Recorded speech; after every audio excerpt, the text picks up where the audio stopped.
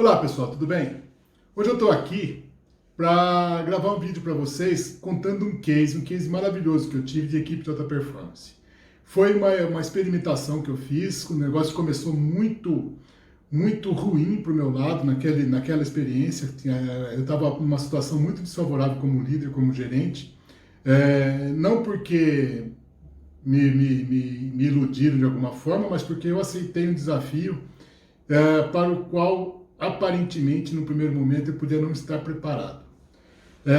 Esse case foi um case de muito sucesso, do qual eu muito me orgulho e que originou até a minha profissão de hoje, a minha carreira de consultor e desenvolvedor de equipe. Ocorre que em 2004 eu estava muito infeliz num determinado trabalho que eu estava, depois de ter três anos fora de banco. Eu tinha saído do Banco Sudameris, fiquei 3 anos fora e recebi um convite para voltar no mesmo cargo que eu ocupava antes de ter saído de banco, que era gerente-geral de agência, e eu fui para o Banco Sudameris, para o banco, aliás, ABN Real. Tinha saído do Sudameris e fui para o ABN Real, depois de 3 anos sem entrar em banco absolutamente. Eu já falei isso aqui algumas vezes. Então, eu num bairro que eu não conhecia, que era no Campo Belo, lá perto do aeroporto de Congonhas, para quem não conhece São Paulo, e uma agência acanhada, pequena, num bairro sofisticado, num bairro com potencial para ser muito grande. E eu topei o desafio, não queria mais ficar naquela empresa, e se o banco que me convidou, o diretor que me convidou, confiava em mim, não tinha por que eu não confiar em mim próprio, né? Então, fui lá, e aí eu fiz essa experiência que eu falo para vocês agora. Eu vou me ater aqui a uma apresentação que eu fiz, apesar de não mostrar para vocês, mas foi uma apresentação que eu fiz, o título dela é Nossa Equipe em Alta Performance. Ela foi apresentada num evento da FIA, em conjunto com a FEA da USP, da Universidade de São Paulo, na Fundação Instituto de Administração, na época tinha esse nome, e porque foi um case de sucesso e eu estava fazendo um curso lá e acabou sendo um mote para a gente compartilhar e dividir isso. Isso foi em 2007, essa apresentação, e eu estou falando disso aí 12 anos depois, já com tudo consolidado, e eu fui rever esse case é muito bacana e eu quero de fato compartilhar com vocês. Então vamos lá. Como eu disse, o título da apresentação é Nossa Equipe em Alta Performance, porque eu falava muito em equipe de alta performance, eu falava assim, mas como? Como você fez isso de fato, a não ser o que você estudou na universidade? E eu falo, nós fizemos nesse caso aqui, eu fiz em outros felizmente, dessa maneira. Então vamos lá. Qual que era o objetivo? O objetivo era reverter aquela situação. Eu tinha uma agência muito acanhada, no meio de grandes bancos, com agências fisicamente muito grandiosas, até uma certa ostentação para aquele tipo de bairro, para aquele tipo de público, e a minha agência era muito acanhada e a gente não podia pedir primeiro a estrutura para o banqueiro para depois mostrar o resultado. A gente tinha que primeiro mostrar o resultado para depois ganhar a estrutura, como tudo na vida, né? Primeiro você dá resultado, depois você cobra, depois você pede, enfim. E aí, as nossas metas naquele momento eram metas coerentes com o nosso nível de negócio. Então, a meta era equivalente a, por exemplo, 6 gerentes que eu tinha, ao tamanho de agência fisicamente X para comportar o volume de clientes, e a gente tinha que pensar acima disso. Se a gente continuar cumprindo essas metas aqui, mesmo que a gente cumpra bem, a agência não vai crescer, o crescimento orgânico é muito pequeno. Então, vamos lá, vamos fazer esse negócio explodir. E a gente se dava metas muito superiores àquela que o próprio banco nos dava. Isso entre nós, né, eu e a minha equipe, e a gente sabendo disso, ia trabalhar, ia buscar, e nos comprometemos em atender muito bem os clientes, porque a agência estaria lotada. Se a gente conseguisse fazer o volume de negócio que a gente precisava, a agência estaria lotada. Isso aconteceu muito rápido. Então a gente começou a ter que se desdobrar, porque tinha que buscar negócio e tinha que ter presença física na agência para ajudar o cliente a se sentir confortável, se sentir atendido, porque ficava muito lotado. Isso durou um tempo. Então o nosso objetivo principal era pensar além das nossas metas formais. A gente tinha que pensar muito acima daquilo, senão a gente não chegava no resultado. Quem participou? A princípio, a equipe comercial, porque tinha uma distinção grande, né? Até o termo usado é segregação de área administrativa e área comercial, né? Back-office e área comercial. Mas, ainda assim, a área administrativa apoiou muito a gente. Viu que o programa era legal, que a intenção, que o projeto era muito bacana, e aí a participação foi de todos os funcionários da agência. Então, os primeiros passos que nós demos foi assim, analisar quais as metas que a gente tinha e quais delas a gente podia atacar primeiro para poder aparecer um resultado mais rápido. O que a gente tinha que demonstrar era resultado. Resultado financeiro, resultado em termos de mercado, de market share. A gente tinha que crescer de modo a que o banco percebesse, outros clientes percebessem, se interessassem em abrir conta, em fazer negócio com a gente, enfim. Então ficava muito mais fácil chegar para oferecer os nossos serviços, os nossos produtos, quando tinha uma referência boa, que sabia que o banco estava com um movimento bom, que tinha um atendimento bom. Pensando isso em termos de bairro, um bairro muito, muito tradicional, ficava muito fácil, ficava muito legal. O que a gente procurou fazer para ser um diferencial nosso e para dar sentido para a equipe? Era que as pessoas crescessem junto com esse resultado. A gente não dava o resultado de qualquer forma, tinha que ser agradável para o pessoal, tinha que gerar aprendizado. Então, eu até escrevi aqui a frase que eu pus para identificar isso, era pessoas crescendo junto com os números. Isso para mim faz todo sentido, né? Se os números estiverem crescendo e as pessoas estiverem, de certa forma, pressionadas, acuadas e não estiverem curtindo aquilo de verdade, não faz muito sentido. Pode dar um resultado de curto prazo, mas não é perene, porque quem dá o resultado é o indivíduo. Então, se esse indivíduo se fortalece, o resultado se fortalece e aí o ciclo é infinito. E é isso que a gente fazia. O nosso grande diferencial era as pessoas curtindo aquele projeto e aproveitando de fato com o crescimento profissional. Crescimento profissional e até pessoal, como vocês vão ver daqui a pouquinho. O outro diferencial era aproveitar as diferenças. Imagina que a gente começou esse projeto e com 6 gerentes, terminamos com 12, contando a área comercial toda, inclusive gerentes e assistentes de gerência. Em 2 anos, pouco mais de 2 anos e meio. Então, de 6 para 12, né, contando comigo, de 7 para 13, tinha muita gente diferente. E eu valorizava isso e a equipe começou a entender isso. Isso é legal. Tinha gente que com perfil A ou B, então mais introspectivo, ajudava a gente a raciocinar melhor no momento de euforia. E, por outro lado, aqueles mais expansivos, mais vibrantes, dava energia para aqueles que por algum motivo, em algum momento, decaíam e ficavam meio cabisbaixo.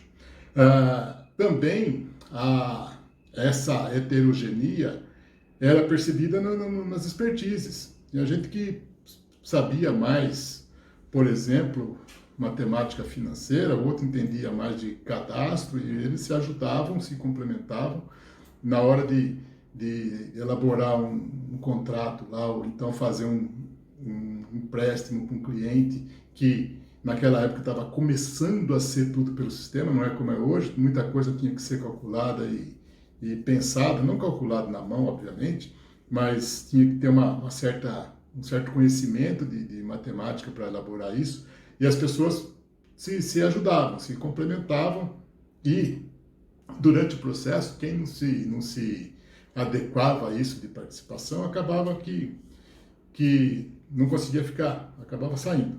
Mas eu vou falar disso mais para frente também. Então, respeitar as diferenças e valorizar, aproveitar as diferenças era um valor importante nosso. Partir para a ação. O planejamento era feito em paralelo com a ação. Então, assim, veja bem, gente, equipe de alta performance, não dá para você fazer um planejamento aqui para o ano e falar, vai ter que ser desse jeito. Tem muito ajuste, qualquer negócio é assim, mas para uma equipe de alta performance que quer o resultado, a característica da equipe de alta performance é gostar de resultado, ela gosta de resultado.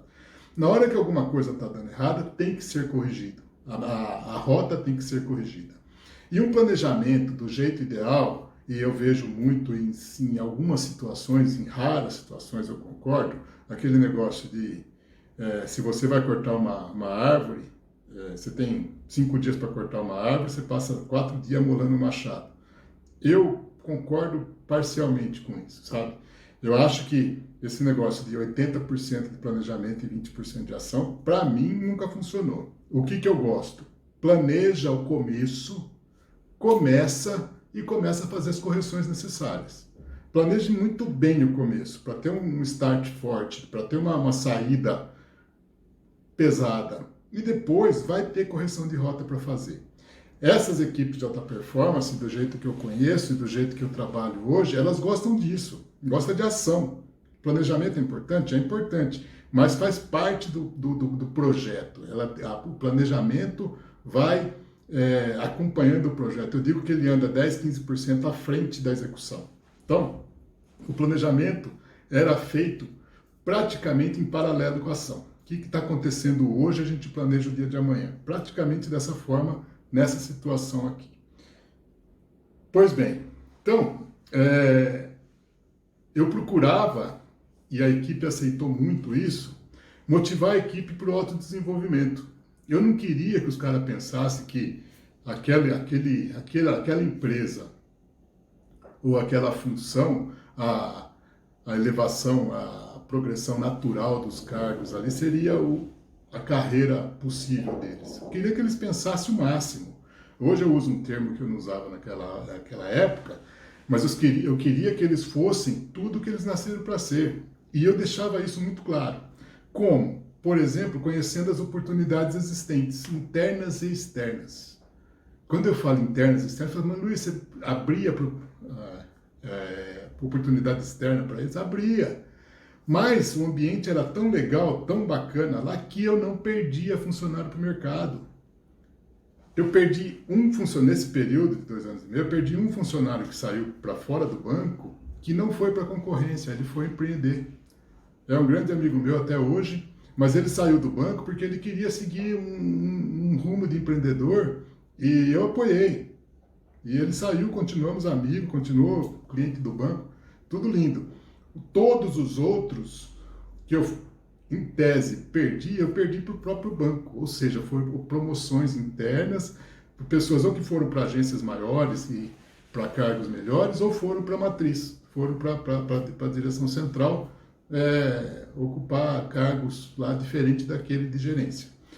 Então, conhecer as oportunidades internas e externas e deixar claro para eles que eles eram capazes daquilo era muito importante. Dar conhecimentos a todos sobre a nossa organização.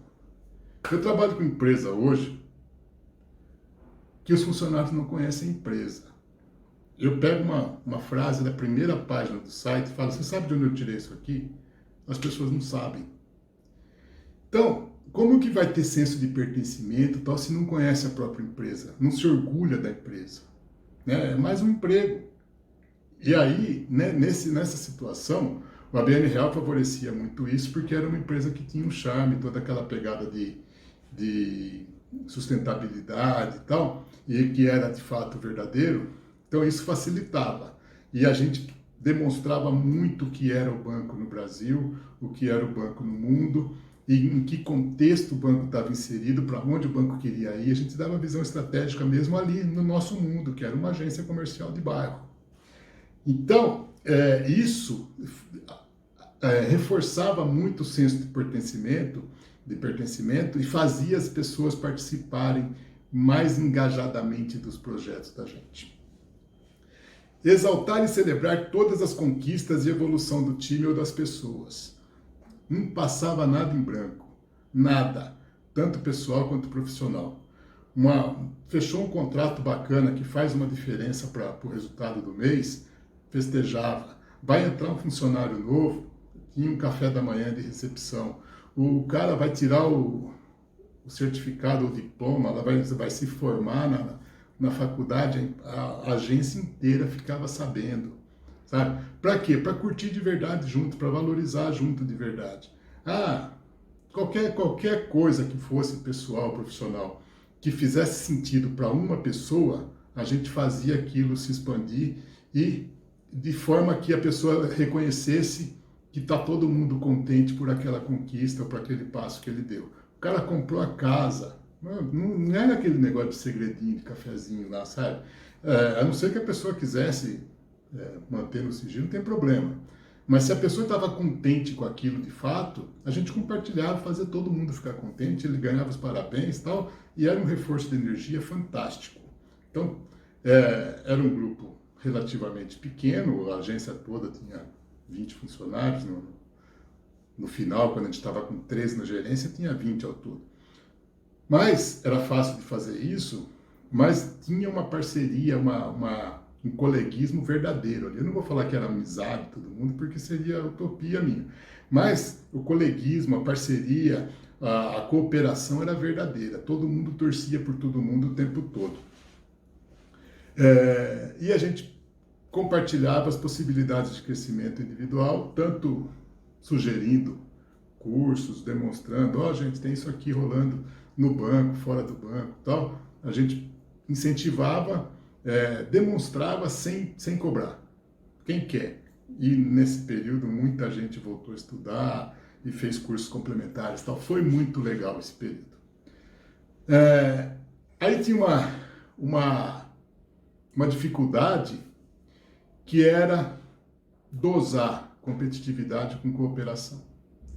Eu sempre falo que na natureza o predador tem o olho na frente e a presa tem o olho na lateral, né? Então, exemplos é fácil de dar. Os felinos têm o olho na frente, os antílopes e cervos tal têm o olho do lado, o gado tem o olho do lado, né? O leão, onça e lobo tem o olho na frente. Então, é assim, o predador tem olho na frente, a presa tem olho do lado. Eu faço esse paralelo, essa comparação para falar o homem tem olho na frente, o homem é competitivo. Eu não vou falar que é predador, que seria absurdo, mas é competitivo, e é competitivo na natureza, nasceu para ser competitivo. Domar essa competitividade a ponto de aniquilar com ela não é produtivo. Eu recomendo que nenhum líder tente fazer isso. Por outro lado, o homem é ser social. O ser humano é ser social. Nasceu para viver em grupo, vive melhor em grupo. O ermitão lá que vive na caverna, que vive isolado, é a exceção da exceção. Geralmente com problemas emocionais graves aí. Agora, como juntar isso? Manter a competitividade e a cooperação. Não era fácil, porque a competitividade no extremo mata a cooperação. A cooperação no extremo vira um país da fantasia, que ninguém faz nada, todo mundo bonzinho, vira passividade, porque tem muita cooperação, cada um querendo, vamos fazer o teu, não, você tem que ser competitivo. Eu quero ganhar o meu jogo desde que o time ganhe o dele. Então, por exemplo, vamos fazer uma analogia com o futebol, eu quero ser artilheiro do campeonato se o meu time ganhar o campeonato, senão não faz sentido ser artilheiro do campeonato. Então isso a gente deixava muito forte. A gente fazia uma comparação, uma associação, melhor dizendo, sobre resultados individuais e resultado de grupo. Então as pessoas tinham que... Hoje eu vejo isso, naquele tempo não fazia crossfit ainda, mas hoje eu vejo isso no crossfit. Crossfit é um esporte que demonstra isso com perfeição, que é o seguinte: todo mundo quer ganhar a sua bateria lá no workout, mas na hora que acaba vai ajudar o colega que está sofrendo lá para terminar, né? E ajudar do jeito que pode, né? É só incentivo, você não pode pôr a mão no peso ou na ferramenta que o colega estiver usando, mas ajudar no incentivo, tal. Porque todo mundo tem que acabar. É muito mais legal quando todo mundo consegue acabar. Então a gente fazia muito isso. Resultado individual, legal, muito bom. Resultado de equipe é o que faz sentido, é que fecha o valor do resultado individual. Se tivermos vários resultados individuais da equipe e não fechar, não faz sentido.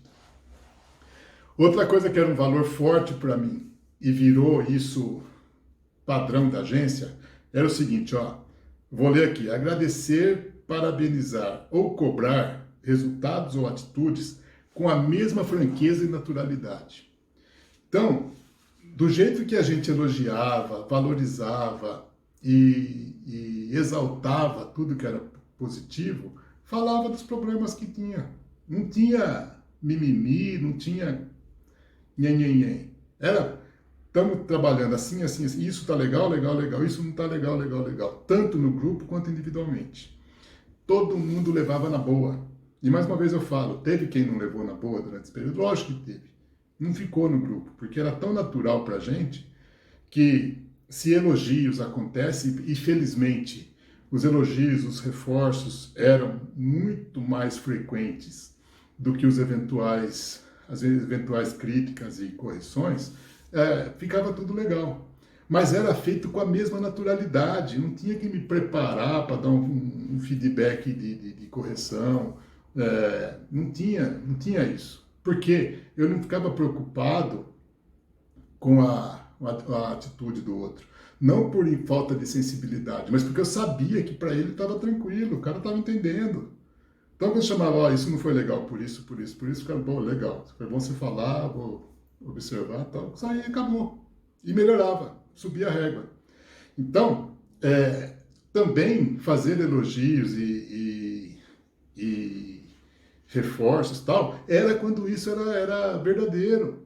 Não falava isso para agradar ninguém e tal. Como tínhamos muitos motivos para comemorar, para festejar, a gente de fato fazia isso. Não só elogiando verbalmente, mas comemorando mesmo. Vamos comprar pão de queijo, café, suco e se dependendo da hora, até cerveja, e vamos comemorar essa conquista. E ficava muito bacana e muito espontâneo. Beleza. Só que tem que ter confiança para fazer isso. Tem que construir confiança no grupo. Como que você constrói confiança no grupo? É um processo. Eu tenho várias dicas para dar aqui, mas eu vou falar exatamente o que nós fizemos lá, certo? Então, primeiro foi compartilhar esses resultados. E aí, para a gente conquistar a confiança, a gente começa tendo que conhecer melhor as pessoas. Eu anotei aqui, ó, dar importância às metas pessoais e individuais. Eu conhecia os objetivos pessoais de todo mundo. Valorizava, participava, dava dicas, fazia tudo o que eu pudesse fazer para as pessoas, alcançar seus objetivos pessoais. E isso gerava um retorno, uma reciprocidade que absolutamente não era solicitada. Era um compromisso assumido com quem está se envolvendo pessoalmente, verdadeiramente, de coração aberto. Então, se eu sabia que a meta do cara era trabalhar, por exemplo, no próprio banco, no setor de RH, o que você precisa para fazer para chegar lá? Eu te ajudo, você faz a sua parte, eu falo com quem tem que falar. A pessoa se sentia valorizada pra caramba. Na hora que eu chegava a chamar atenção, não tinha erro, não tinha... né? Era parceria de verdade. Mas tinha coisas maiores, né? O cara queria casar, né? O que eu posso fazer para te ajudar a casar? O namorado você arruma, o que eu puder fazer, né? Você conte comigo. E era verdadeiro isso. Virava confidente de um monte de gente, né? Nunca foi intenção isso. Mas nunca deixei de perguntar pro cara, como vai? Como é que você tá? E não dar atenção verdadeira para aquela resposta que ele me dá. Né? Porque isso gera confiança. Perguntar como tá, como vai, como que foi o fim de semana aí, nem ligar para a resposta, não faz o menor sentido. E isso afasta as pessoas e não aproxima. Outro item, criar ações que estimulem a exposição de características não exploradas. Por exemplo, esse foi um grande golaço. Eu criei uma reunião semanal. A gente tinha duas reuniões semanais, uma de terça e uma de quinta-feira. Eu sugeri que na reunião de quinta-feira, um dos membros da equipe liderasse aquela reunião, conduzisse a reunião. Então, a gente tinha lá, uma reunião de 1 hora, tinha mais ou menos 20 minutos que era tratado de assuntos do banco, e aí eu facilitava isso para ele, ou dava instruções antes, ou apoiava na hora que ele ia, que quem fosse conduzir fosse apresentar a reunião, eu dava o apoio que ele precisasse, mas a ideia era que ele conduzisse também essa parte. E nos 40 minutos restantes, no máximo meia hora, no mínimo meia hora, ele traria um assunto de interesse dele. E isso foi muito legal. Porque naquele momento a gente estava falando muito de desenvolvimento de carreira, de crescimento e tal, tinha muita coisa disso, né? Pessoas traziam matérias da época da Exame, naquela época da Exame, da Você S.A., trazia dica de livro e compartilhava o que tinha aprendido no livro. Mas teve muita coisa, gente que trouxe coisas pessoais, particulares. Por exemplo, descobrimos lá naquilo que tinha um colega que era surfista, que surfava todo fim de semana, tinha troféu amador, e a gente não sabia absolutamente. Porque ele era muito discreto, ele, todo fim de semana ele pegava o carro e ia para a praia, e aí, na hora que foi, trouxe foto, trouxe troféu, trouxe tudo. Tem outra menina, que é um case que eu gosto de lembrar, que tinha um projeto com a família dela, na verdade ela e um irmão, que fazia refeição para morador de rua, de fim de semana, de sábado. Então eles revezavam um sábado cada um, o grupo do irmão e o grupo dela. E ela contou pra gente, uma coisa que eu nunca mais esqueci, que uma dificuldade grande do morador de rua, talvez maior do que arrumar comida, é beber água. Eu nunca tinha pensado nisso. E a gente tomava água de garrafinha de PET na agência. Nós começamos a separar todas as garrafinhas da agência para ela encher de água e levar para os moradores de rua. Virou uma ação da agência. Eu, particularmente, dava lá cesta básica para ela, para contribuir para o sopão dela e do irmão dela. E virou um monte de coisa assim. Teve gente que falou sobre Feng Shui, Reiki, teve de tudo lá, porque foi um período longo. Essa ação especificamente, quando chegou um determinado tempo, eu achei que estava ficando meio que obrigatório. E eu propus parar. Falei, gente, vamos parar com essa reunião desse jeito e tal. E aí eles olharam meio estranho para mim e acabou a reunião. Eles iam tomar um café lá, que eu procurava não acompanhar para deixar eles no momento deles. Passou um pouco, voltou 3 ou 4 lá na minha sala. Ô, chefe, podemos falar com você? Pois não. Ó, a gente chegou à conclusão lá e pedi para você, sugerir para você o seguinte: se você quiser não participar, não precisa, a gente gostaria de continuar com a reunião. Pô, eu até me emociono quando falo isso, porque assim, era a reunião deles, não era mais minha. Não tentava mais eu queria ou não queria, aquilo já era deles. E isso foi o que fortaleceu a equipe, ou pelo menos uma das ações que mais contribuiu para esse fortalecimento da equipe. A gente tinha outro fato que gerava confiança, que era saber que as metas da empresa contribuíam para as nossas próprias metas. Ou seja, a gente tinha remuneração variável. Não vamos bater a meta da empresa, vamos bater a nossa. Quanto você precisa ganhar esse mês? Ou quanto você precisa ou quanto é melhor ganhar de teto de salário, porque logicamente tinha um teto durante o ano inteiro. Era isso que a gente buscava.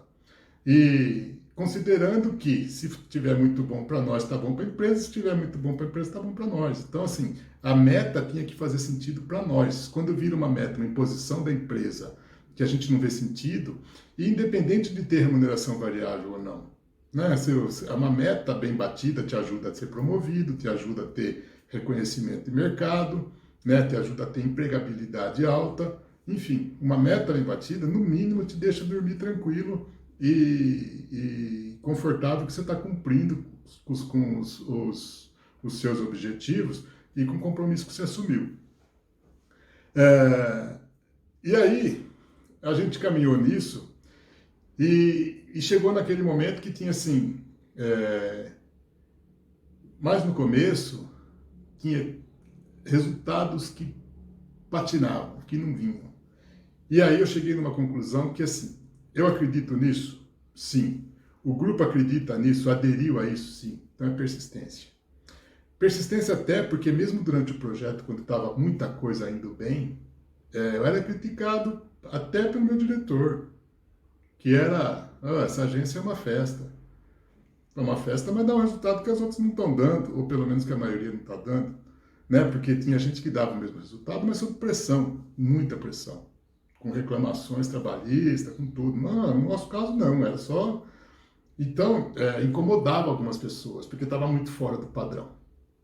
Mas era ali, paciência, constância no propósito, acreditar naquilo que foi proposto e buscar o resultado lá na frente. E é aquilo que eu falo muito hoje, que naquele tempo eu não tinha esse conceito bem formado na cabeça, que é, haja na tarefa no curto prazo, pensando no objetivo de longo prazo. Né? Porque se agir na tarefa sem pensar no objetivo de longo prazo, fica um saco mesmo. E se você ficar pensando no objetivo de longo prazo sem executar as tarefas, você não chega lá. Então, era isso que a gente fazia. Era de uma forma ainda intuitiva, empírica, mas era exatamente isso que eu falo hoje que a gente fazia lá. Quebrar as resistências com atrativos inesperados. Então, a pessoa que está mais resistindo, mas está indo bem, ganhava alguma coisa e às vezes até era promovido por uma questão específica. Não era premiar o mau desempenho, era reconhecer aquele que não está entendendo o processo, mas está entregando o que tem que entregar. E aí a pessoa fala, opa, isso funciona para todo mundo, não é só para eles.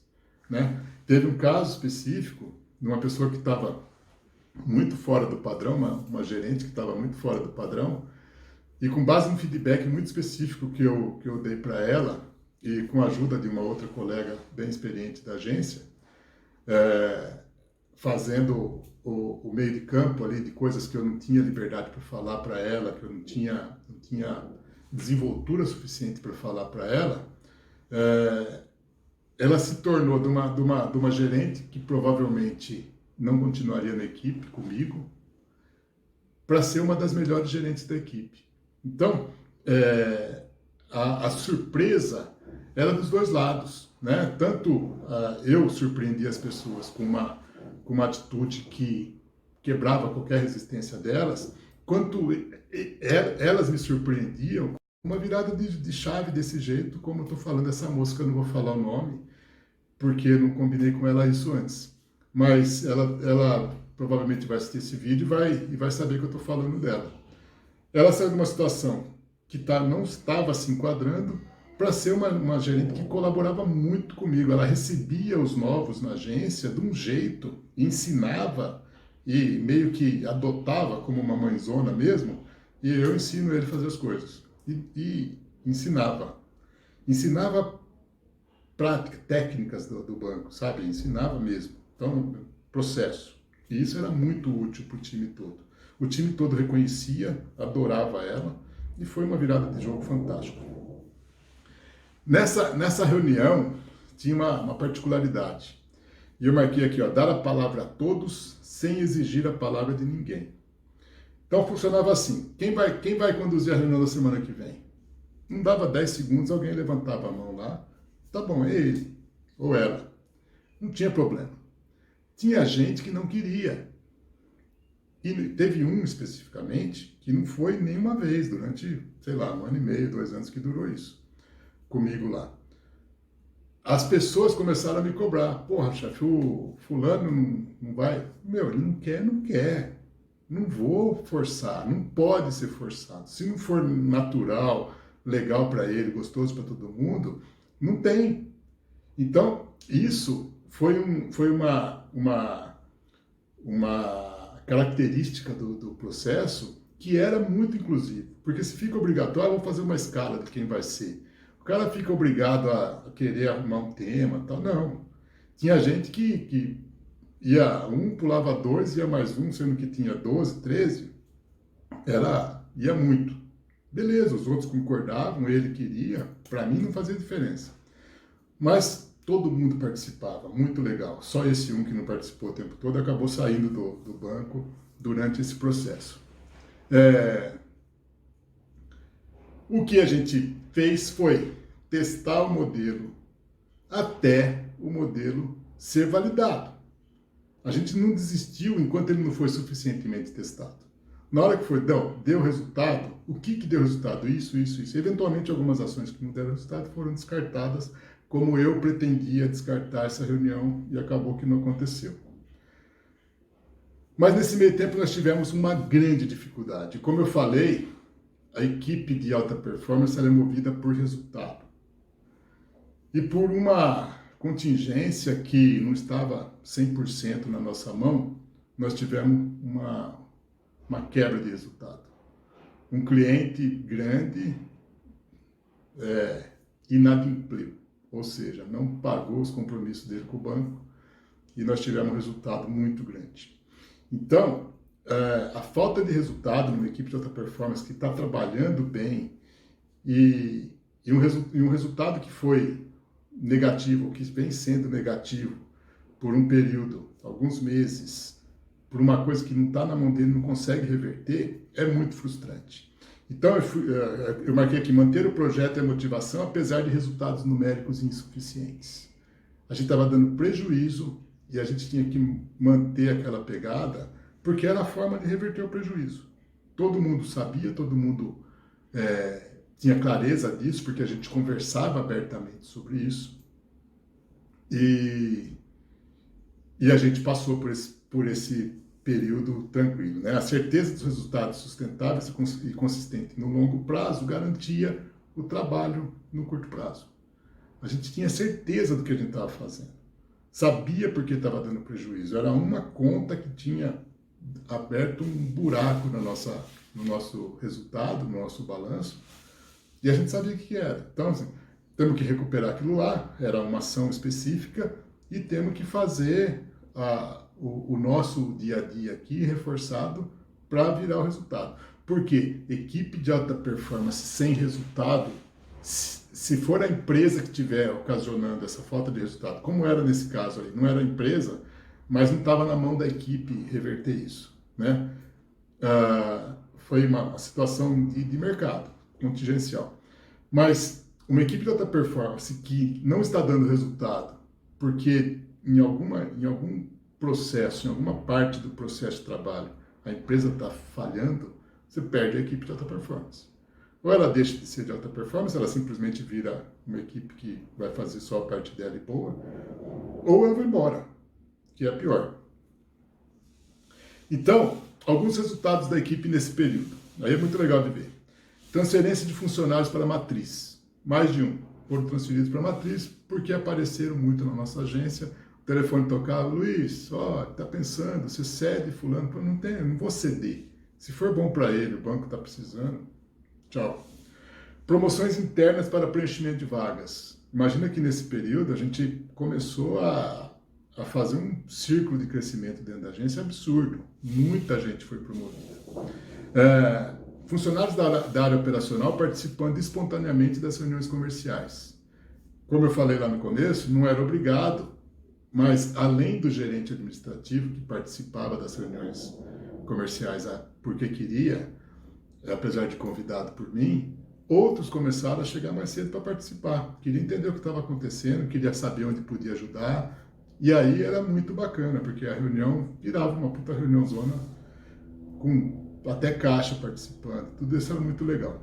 Gerente de operações pediu transferência para a área comercial. E eu pus um parênteses aqui, fato raro no nosso segmento. No segmento daquela época, obviamente. É difícil.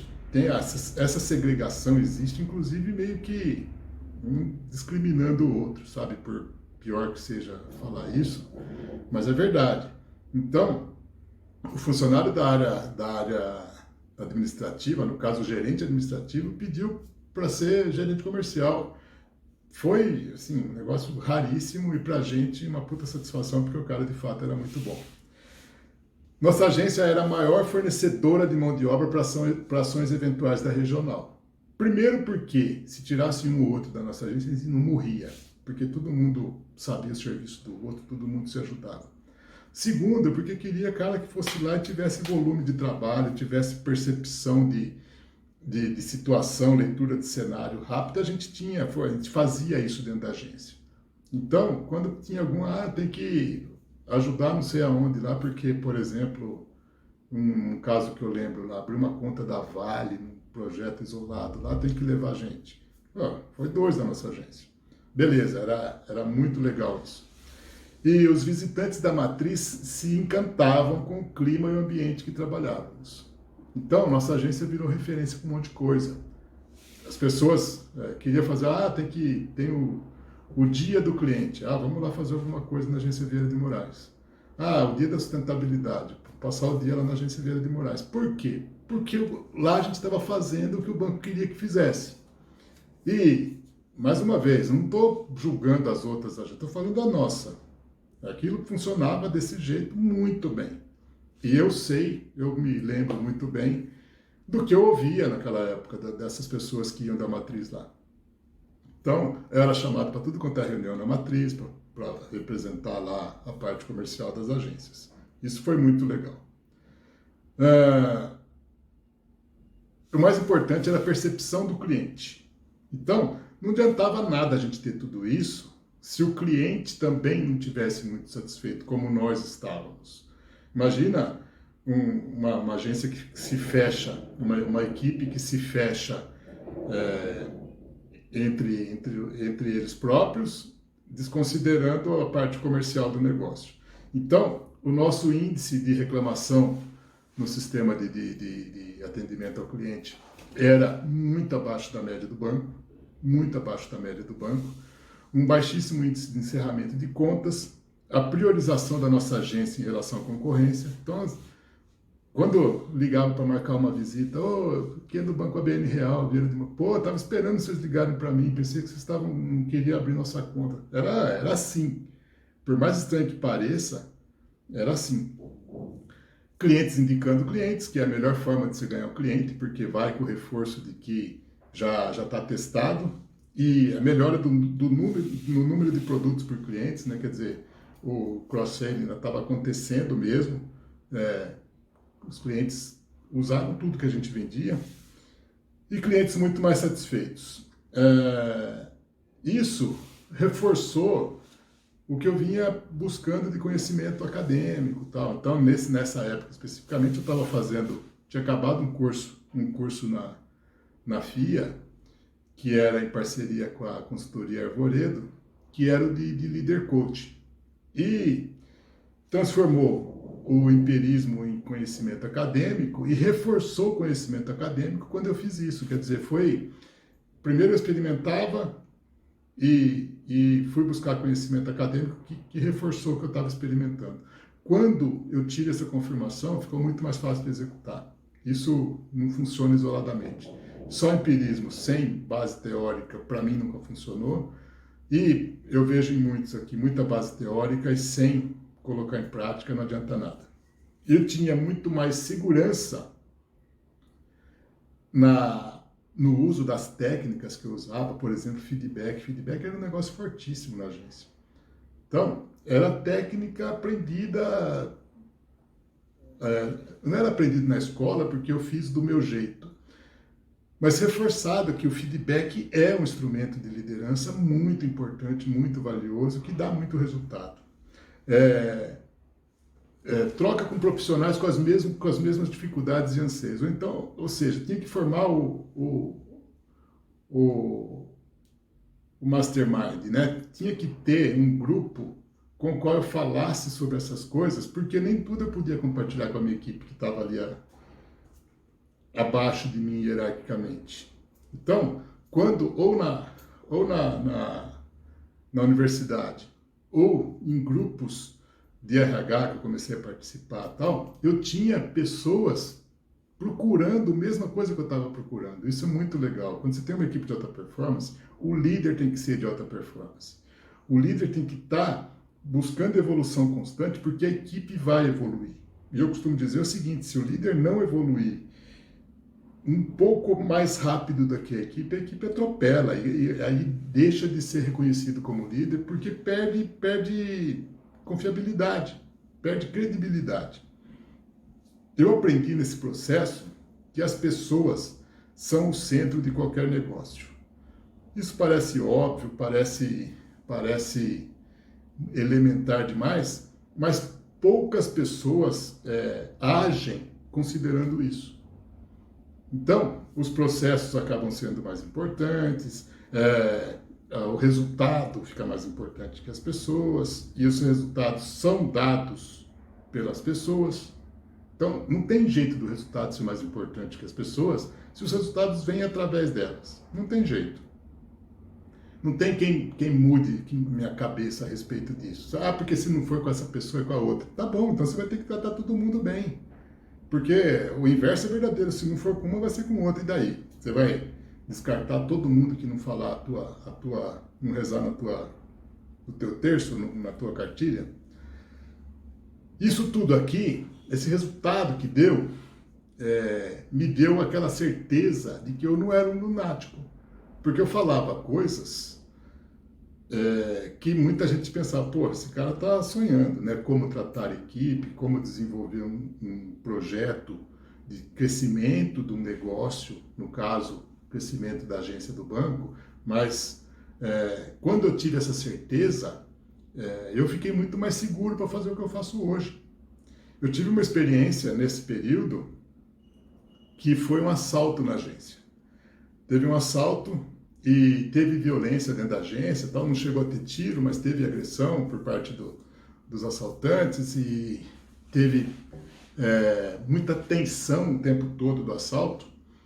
E aí o procedimento na fase 2 o assalto acabou, veio polícia e tal, o procedimento era vir um psicólogo, um terapeuta lá do banco, ou credenciado do banco, para fazer uma atividade, uma dinâmica lá com os funcionários.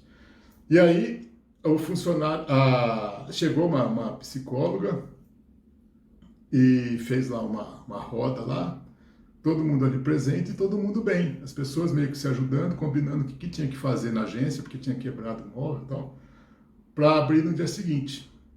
E ela meio que encerrou o trabalho ali e falou, Luiz, vamos tomar um café? Eu peguei e saí com ela para tomar um café.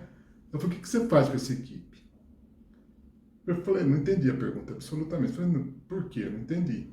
Essa hora ela tá até nego pedindo demissão, falando que não vai trabalhar o resto da semana, se não me engano era terça ou quarta, e chorando, fazendo um puto escândalo. Tá todo mundo bem, tranquilo, se ajudando. Eu falei, a gente conversa sobre isso. A gente sabe quais são os riscos do nosso negócio. Né? A gente não vive falando disso porque fica falando de assalto, mas a gente sabe que é bancário, sabe para que a gente está aqui e os riscos que a gente corre. E conversa abertamente sobre isso. Não tem aquele negócio velado de que esse é o nosso trauma e tal. Né? Faz parte. A gente não quer, mas entende que isso faz parte. Aí ela falou para mim, Luiz, você não é gerente de banco. Você tem que trabalhar com outra coisa. Você tem que fazer isso para mais gente. Né? E foi... Eu estava me preparando, aí eu contei para ela e tal. Mas foi o empurrão que eu queria para, de fato, me demitir do banco e alçar voo solo.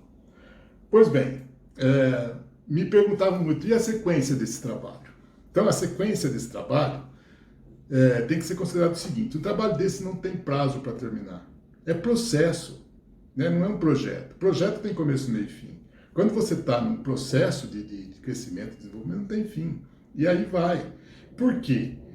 Porque ele tem melhorias a ser feitas, ele tem conceitos novos a ser, ele é dinâmico, né? E por isso ele pode ser melhorado, tem coisas que são descartadas, tem coisas novas que entram, então ele tem que atender esse dinamismo. Tem outro motivo que faz com que ele seja perene e perpétuo, é que funcionários entram e saem e força a continuidade do processo, força a continuidade do aprendizado, né? Então, muito funcionário entra porque muito funcionário sai, sempre para promoções, sempre por fatores positivos, mas acontece isso.